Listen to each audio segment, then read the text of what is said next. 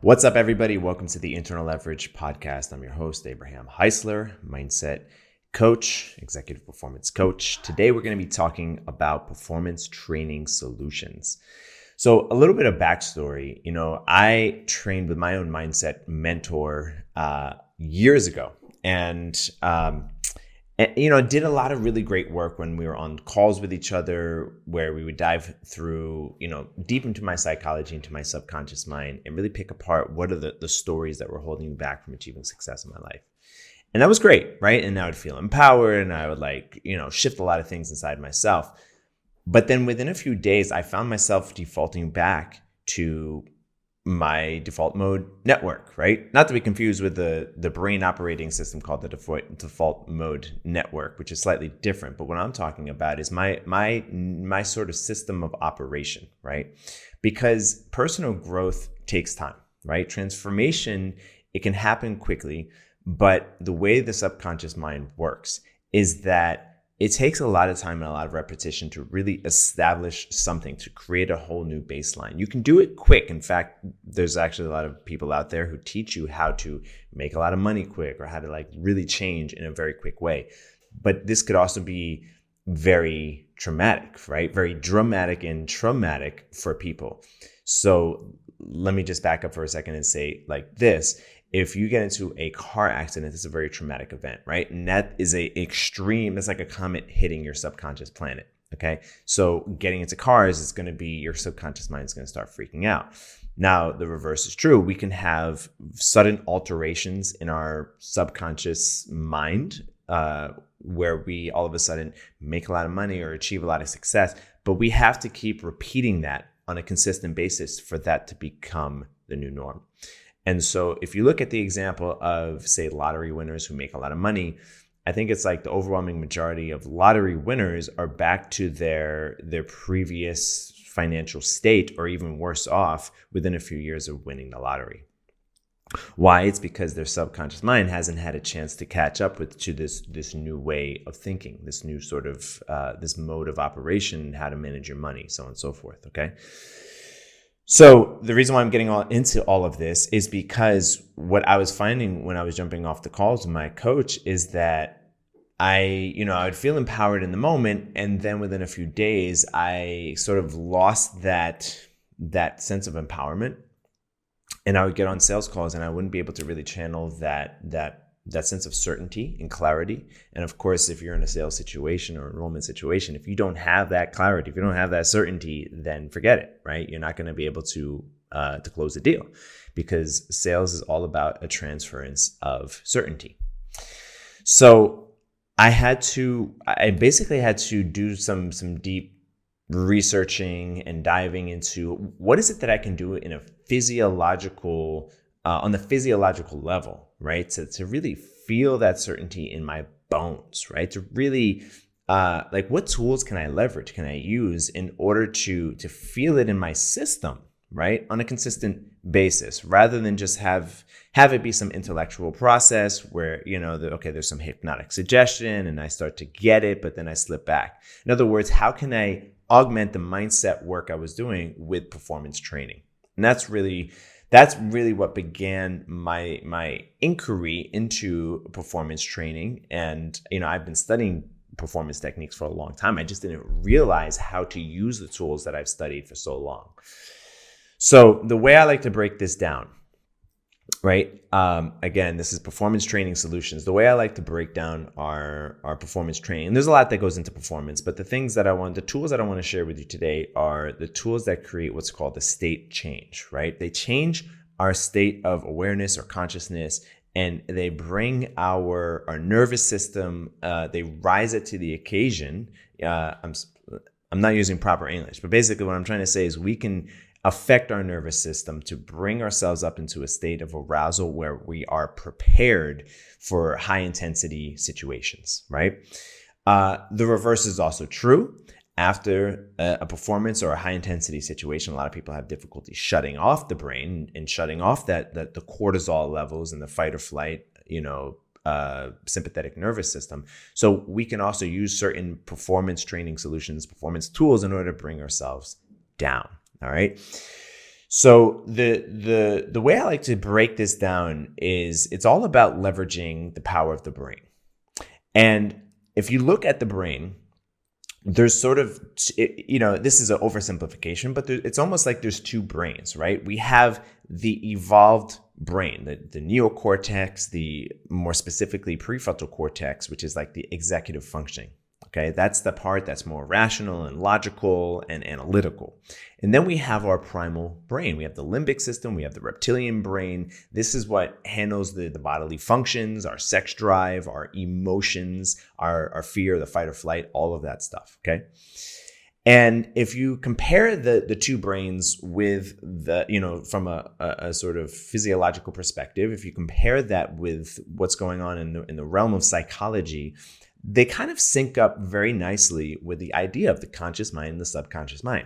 So a little bit of a review, the conscious mind is about 12%, at least that's what psychologists and hypnotherapists, they have the conscious mind at only being 12% of our mental capacity, whereas the subconscious is responsible for the other 88%, right?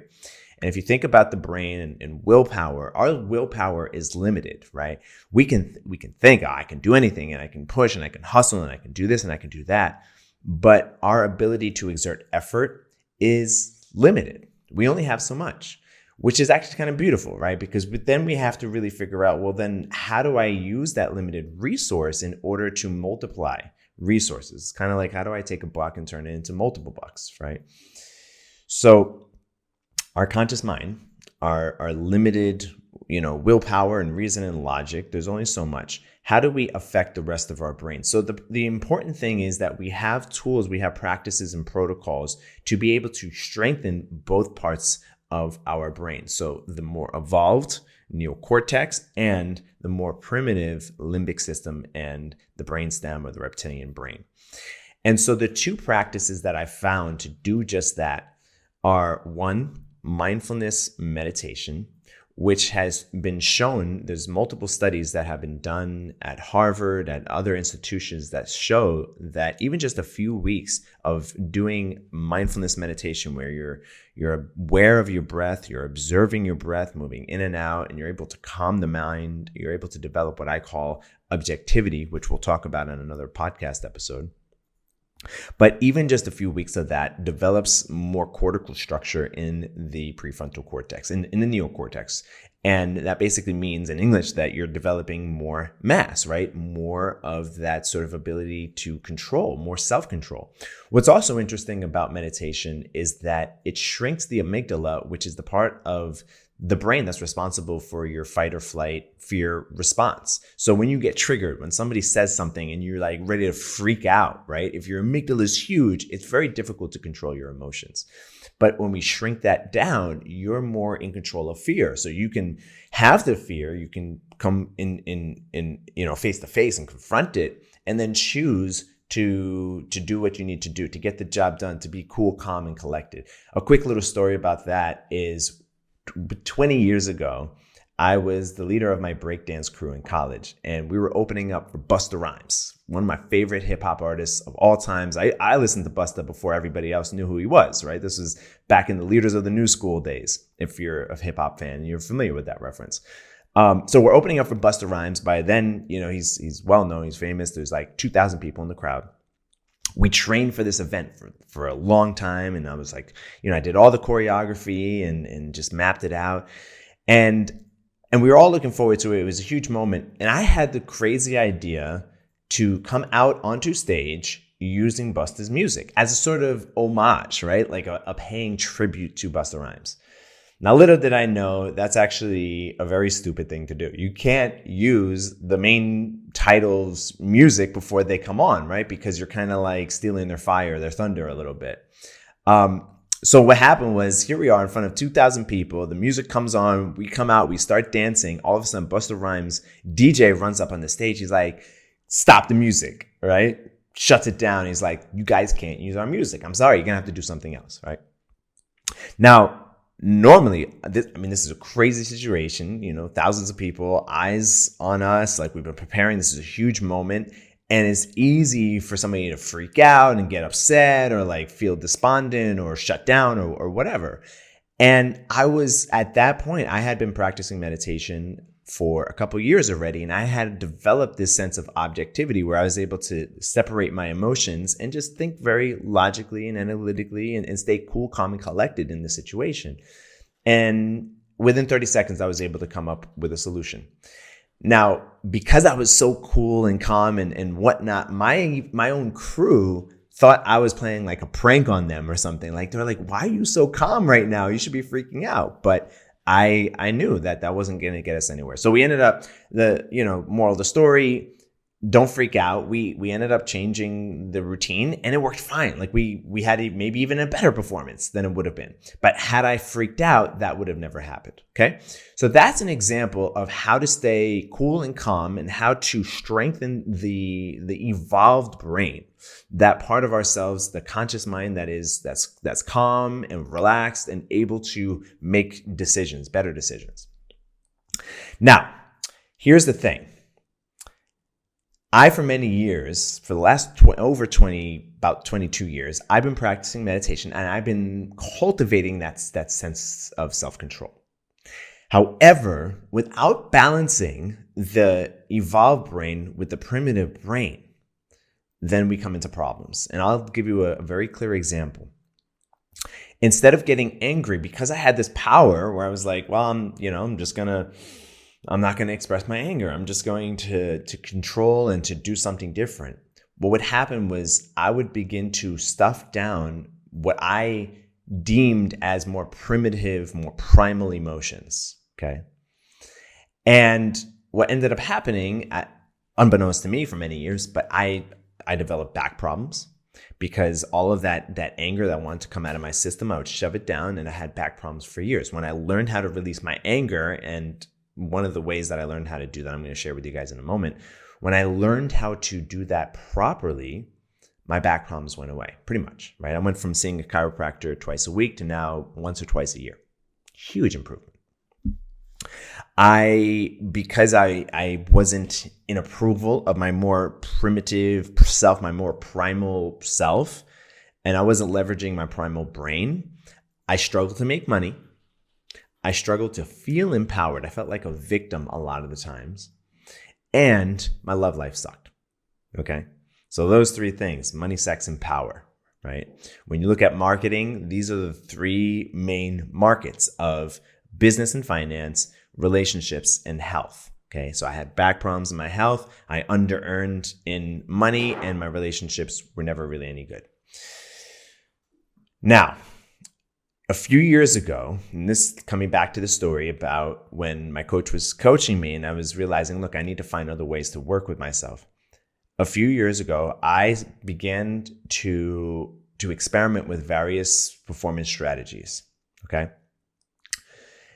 Releasing my anger, primal screaming, letting it out, not holding it in, trying to let out anger in a more positive way, right? Writing it out, journaling. And all of this was extremely helpful. But the one thing, the one tool, the one technique that I found to be most efficient, most powerful in helping me to access my more primal brain is the practice of breathwork. Now, breathwork, if you're not already familiar with breathwork is a form of active breathing. Most likely you're already familiar with Wim Hof. He's the more, I guess, sort of mainstream, breathwork teachers, facilitators that are out there right now. But there's various different styles of breathwork. My style of doing breathwork actually comes from a lineage that was found by a psychotherapist who used to experiment with patients in the 60s. I'm talking about Dr. Stanislav Grof. You can look him up. And he would experiment with doing psychotherapy with patients while on acid. Now, at a certain point in the 60s, right, the government said, hey, you guys can't really be using acid. It's now illegal. And he realized I need to find other ways and modalities to help people to achieve what he called non-ordinary states of consciousness. These non-ordinary states are states like, when you're having a peak experience, when you're in a flow state, when you're having a huge emotional release, These non-ordinary states correspond with our brain waves, right? Normally we're in beta, which is a very fast brain wave. And then when we go to sleep at night, we move into alpha and then theta and then eventually theta. We're changing our brain waves because we're shifting from the conscious mind to the unconscious mind, which is why our dreams are a window into what's going on in the unconscious, right? Or the subconscious, you could say. They're interchangeable. So creating a non-ordinary state allows us to open that door to the subconscious mind to access a more primal part of ourselves. And what's happening in our brain, at least the theory is that prefrontal cortex is slowing down. Normally it's triggered, it's like it's firing on all cylinders, it's being triggered by all the senses and stimuli that's happening in modern day digital technological society, right? Which is why when you go to nature and you walk in the forest, or you take a few deep breaths in by the beach, you can start to go into a bit more of a relaxed, more calmer state, right? You can start to tap into and unlock some of your subconscious processing. But it's very difficult to do that when we're in our modern day living, right? Because the prefrontal cortex is overstimulated, it's hyperactive. But when we slow that part of the brain down, we enter into something called transient hypofrontality, which basically means that for a short period of time, the prefrontal cortex is slowed down or down-regulated, which allows us to give more juice, more power to the more primitive parts of our brain, the more primal parts, the limbic system, the reptilian brain. Any sort of emotion which is processed in the limbic system, which is stored and pushed down and tamped down and not allowed to express itself, all of a sudden when we're in that flow state, really what that is a technical term, flow state. When we're in that non-ordinary state or flow state, that transient hypofrontality, those emotions get processed. We're able to release the anger, the fear, the rage, the doubt, the uncertainty, even the happiness and joy that maybe we haven't allowed ourselves to process. It's a bit like, the way I like to think about it, imagine you have a bottle and the bottle has a cap on it, right? That cap for us is the filter that we use to hold ourselves back, right? Whenever we're in society and we want to present ourselves as a presentable human being, we hold back certain things, right? We put on the makeup, we put on the suit, the tie, we put on the face, we present in such a way. But when we're able to let our hair down, it's like a different side of ourselves. However, if we're constantly filtering and tamping down parts of ourselves, that more primal sense, that primal urge, then it gets stuffed down. It creates back problems. It basically holds us back in our life, right? It holds us back from being able to become as influential as we possibly can be. In other words, these are resources for us to tap into. So when I do breath work, when we facilitate this breath work, what we're doing is we're unlocking all that stuff that's happening underneath the surface in the subconscious mind, in the more primitive, more primal part of our brain, and we're leveraging it, right?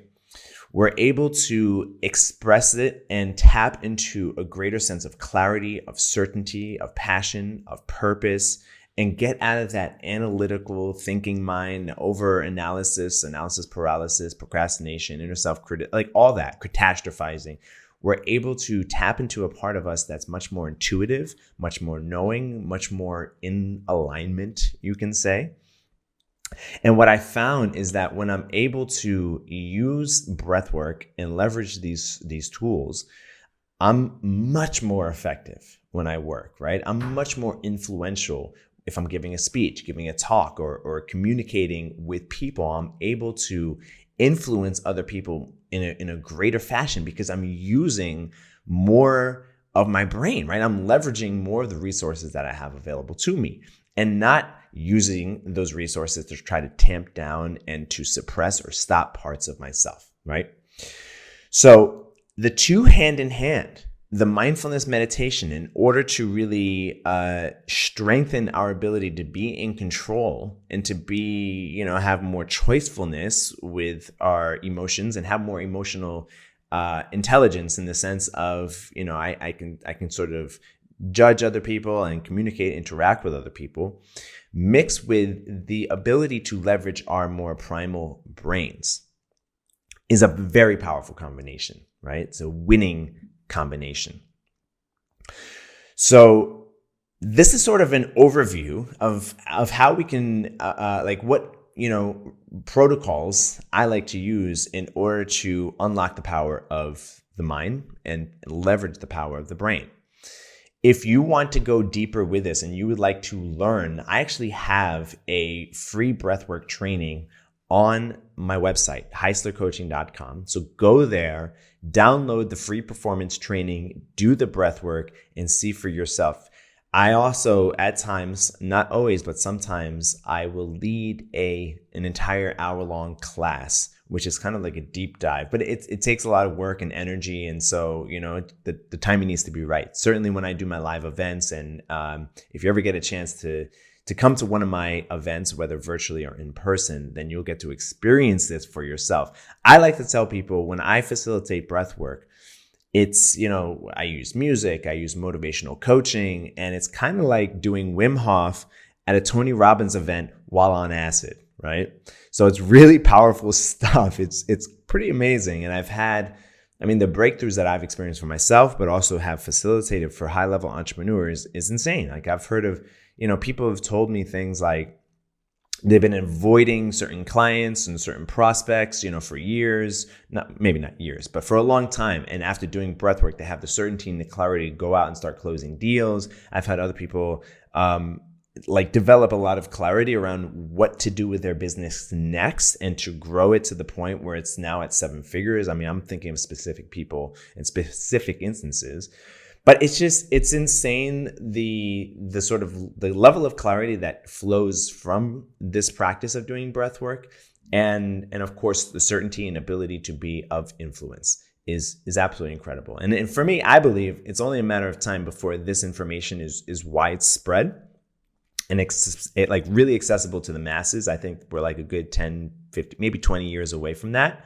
And that's part of my mission, is to bring some of these performance training solutions, performance tools, protocols, whatever you want to call it, to the mass public so that they can be leveraged, right? In such a way that we can more easily accomplish what it is that we set out to accomplish.